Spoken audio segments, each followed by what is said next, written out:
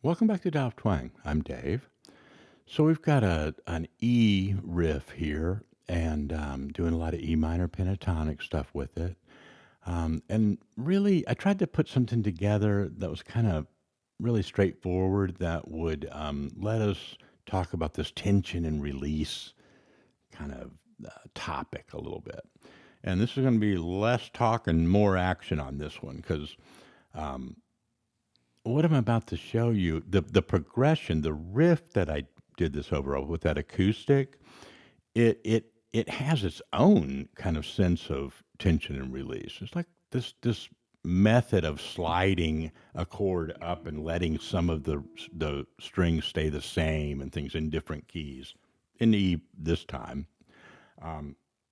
in this example, but that right, that of course that's got tension, right? But it's well, it just wants to slip right back down to that E.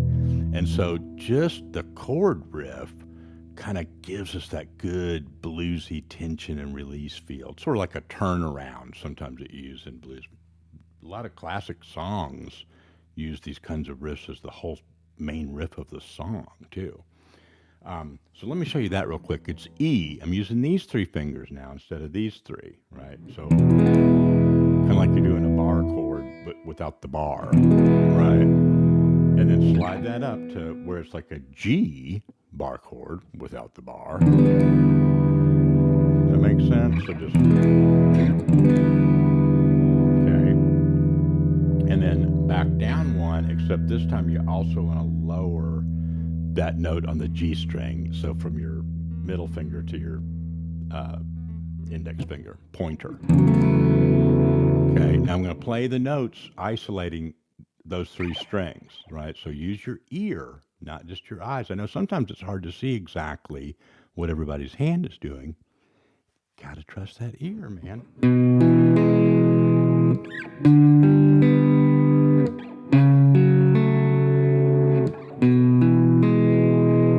Okay, so fish that out and, watch the video and back it up if you need to. But those are the chords. And then we're just doing kind of a jangly rhythm.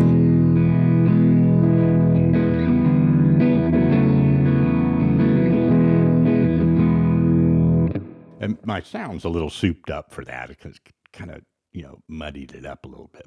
I like that acoustic for that one. I just took this mic, dropped it down, and recorded that acoustic and put a little vocal patch that was in this garage band, and it sounded great. I thought when I used the acoustic, I'd have to EQ it and do all this. It took me like 2 minutes. It sounded great. I just love how easy all these plugins are.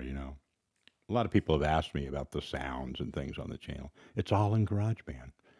I've never purchased any sounds, anything. It's what came in a regular iPad. It's not even an editing iPad or Pro or whatever. It's just got it and it was on there and just been using it ever since.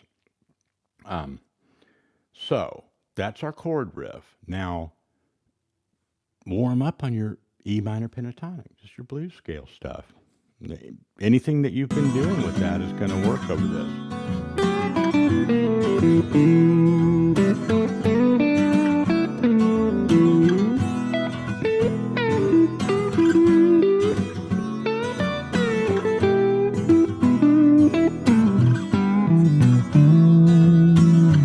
Okay, so that's a jam right there. If you're, kind of early and working on your blues scale and your minor pentatonic, great.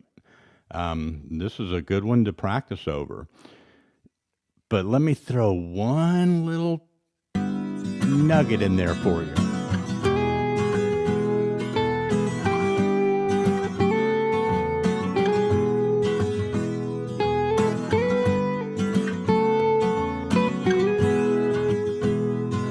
Okay, now what's going on there? That in your blues scale, that's a G natural. Okay. That's why that sounds cool, because you play that over some major chords or dominant chords, you get that tension between that major third and that minor third. In this case, if you want the best of both worlds, you want to get a real distinct movement between that E major and those other more tense, bluesy sounding chords and licks that kind of fit in with that idea. Emphasize the major third, the G sharp. Okay. I did it in a couple places in that intro. Emphasize that when you're on the E, and then notes right next door, up or down right there. And then I'll show you some other kind of Mixolydian, kind of ideas. But you don't have to know all of this theory to do this. Here's the kind of the long and the short of it. When that E comes down,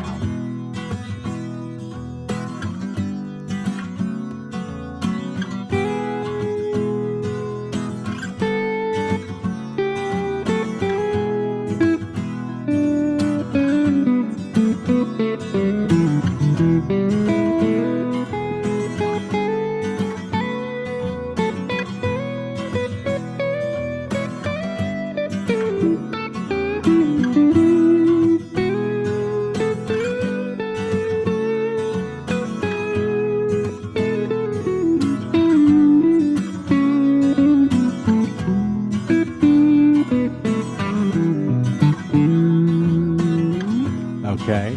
Now, do your own thing. If you're playing this with your band or something, you really get this going. You could bring out, your heavier blues stuff and, pump your sound up a little bit and play some faster stuff. But like with this acoustic background, I just like to really creep around. It's almost like I'm trying to peek around corners before I even, see what's going on, right?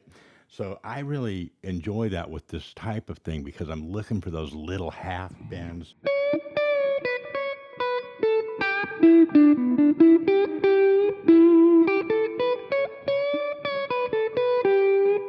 Okay, so I'm going to show you this little area. So that the first thing was just really emphasizing that major third, that G sharp when you're on the E, right? And then explore just those three notes. Sometimes we're passing over, right? Minor pentatonic, we're passing over that treasure. We're stepping all around it, right? And sometimes not digging down and picking that up. So this is really what this little lesson's about, is really work out on that. Then up here, now I'm bending to that G sharp. So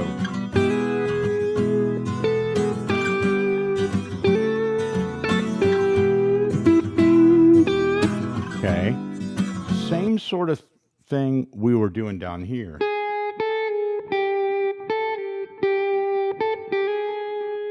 Okay, do whatever melodies you want, right? Just keep looking for where that G sharp wants to sit right down in that progression, right? And then kind of build your melody ideas around that. What I'm doing here, same three notes.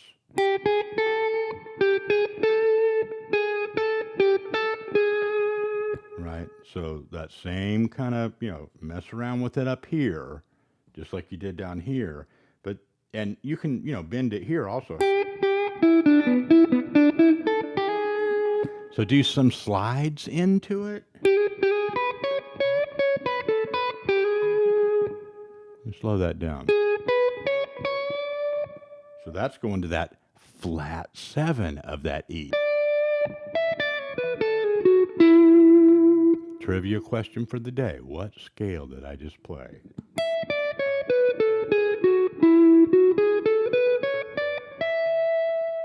Okay, put it in the comments if you think of it. And then little hat. That stuff is money on this kind of feel.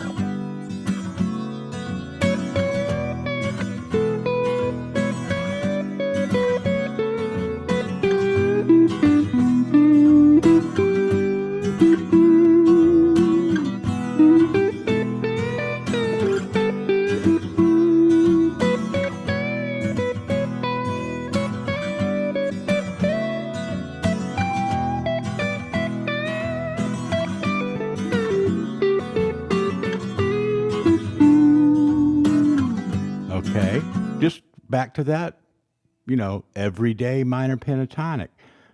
Flat 7 of the E and that major third.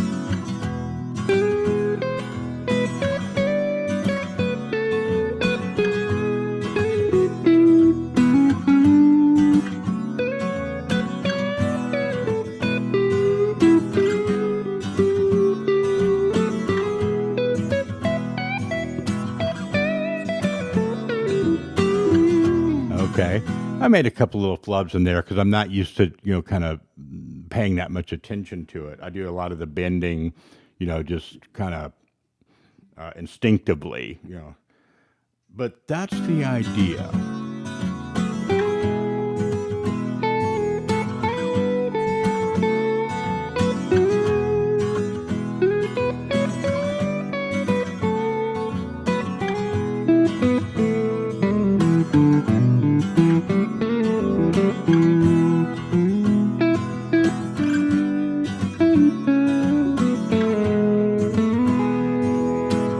All right.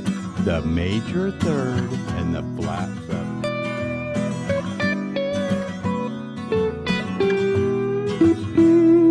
And bending and sliding to the major third.